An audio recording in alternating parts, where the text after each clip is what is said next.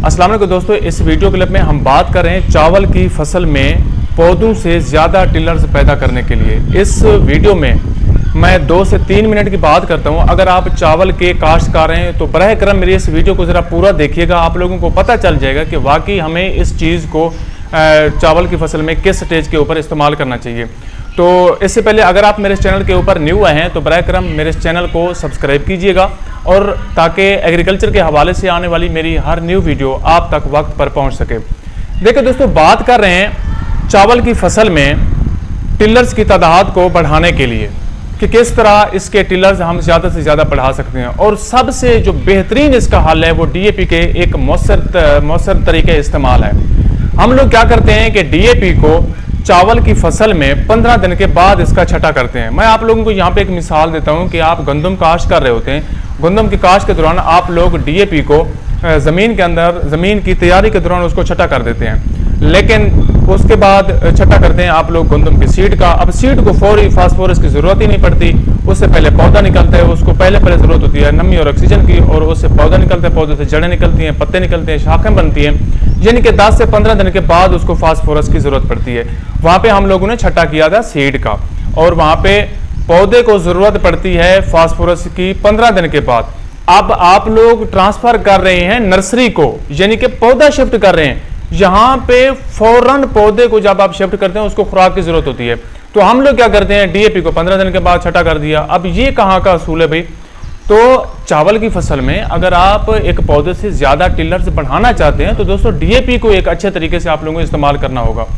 इसमें आप ज़मीन की तैयारी करें, आखिरी जो रोटावेटर चलाते हैं या सुहागा देते हैं उसके नीचे आप लोगों ने डीएपी का छटा करना है, और डीएपी को 3 से 4 इंच के दरमियान रखना है, क्योंकि इसकी जो जाड़ होती है इसका साइज भी इतना ही होता है। और जैसे ही नर्सरी से पौधे को आप लोग शिफ्ट करते हैं ज़मीन के अंदर, तो उसकी जड़ें उस वक्त एक्टिव हो जाती हैं और नीचे से फ़ौरन उसको खुराक मिलना शुरू हो जाती है। और खुराक भी उसको फास्फोरस जैसी खुराक मिलती है, क्योंकि उस नर्सरी में उसके बच्चे देने का प्रोसेस शुरू हो चुका है। तो अब यहाँ पे क्या होगा, जैसे ही उसको खुराक मिलेगी जड़ें जो है ना वो एक्टिव हो जाएंगी, और जड़ों का एक जाला बन जाएगा ज़मीन के अंदर, जिससे पौधे के अंदर रिप्रोडक्शन का प्रोसेस जो है, टिलर्स बनाने का जो प्रोसेस है वो पहले से नर्सरी में शुरू हो चुका था। अब मज़ीद उसमें इजाफा होता जाएगा, और आप लोगों की जो फसल है वो तीसरे दिन से लश ग्रीन नज़र आएगी। अब आप लोग कोशिश करें कि डीएपी को चावल की फसल में नर्सरी काश्त करने से पहले इस्तेमाल करें, ना कि उसको 15 दिन के बाद इस्तेमाल करें, क्योंकि 15 दिन के बाद तो हमें जिंक की ज़रूरत होती है।